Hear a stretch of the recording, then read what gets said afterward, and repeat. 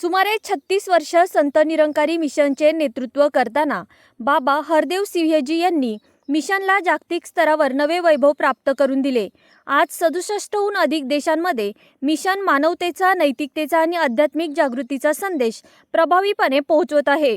संयुक्त राष्ट्राच्या सामाजिक व आर्थिक परिषदेच्या सल्लागार संस्थेचा सन्मान मिळवणाऱ्या या मिशन मागे बाबाजींची दूरदृष्टी, त्याग आणि अथक तपश्चर्या होती। पुणे आणि पिंपरी चिंचवड, आळेफाटा, जुन्नर, आंबेगाव या परिसरातील सुमारे 17 ठिकाणी सायंकाळी 6:30 ते 9 या वेळेत समर्पण दिवस कार्यक्रम आयोजित करण्यात येणार असल्याची माहिती संत निरंकारी मिशनने दिली।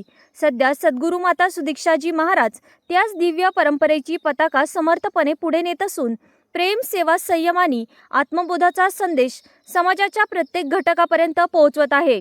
समर्पण दिवस हा केवळ श्रद्धांजलीचा सोहळा नाही, तो माणुसकीच्या मंदिरात प्रज्वलित झालेल्या त्या अखंड दिव्याची आठवण आहे, जो आजही मानवतेचा मार्ग प्रकाशमान करत आहे। बाबा हरदेव सिंहजी हे केवळ एका धार्मिक संस्थेचे प्रमुख नव्हते, ते माणसाच्या मनातील कटुता वितळणारे प्रेमाचा झरा होते।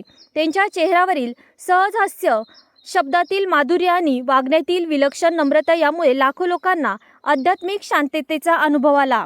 माणूस सेवा हीच ईश्वर भक्ती हा त्यांचा संदेश केवळ व्यासपीठावरचा नारा नव्हता, तो त्यांच्या जीवनाचा प्राण होता।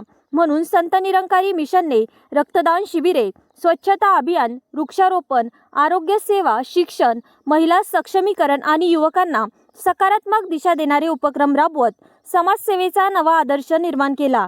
धर्माच्या नावाखाली भिंती उभारणाऱ्या काळात बाबाजींनी प्रेम, सहिष्णुत्व आणि विश्वबंधुत्वाचा पूल उभारला। आत्मज्ञानाच्या प्रकाशातून त्यांनी समाजाला सांगितले की माणसाला माणूस म्हणून स्वीकारले तरच जगात खरी शांती नांदेल। त्यांच्या विचारांनी लाखो कुटुंबामध्ये आशेचा दिवा पेटवला आणि जीवनाकडे पाहण्याची नवी दृष्टी दिली। समर्पण दिवस हा केवळ श्रद्धांजली अर्पण करण्यात हा दिवस नसून मानवतेचा प्रेम, सेवा, विनम्रता आणि समर्पणाच्या मार्गावर चालण्याची प्रेरणा देणाऱ्या त्या दिव्य जीवन दर्शनाला आत्मसात करण्याचा एक पावन पर्व आहे। हा दिवस प्रत्येकाच्या अंतःकरणात ही जाणीव जागृत करून देतो की महान आत्मा आपल्या कर्मातून, विचारातून आणि आदर्शतेतून सदैव जिवंत राहतात, तसेच युगानुयुगे मानवतेचा मार्ग प्रकाशमान करत राहतात।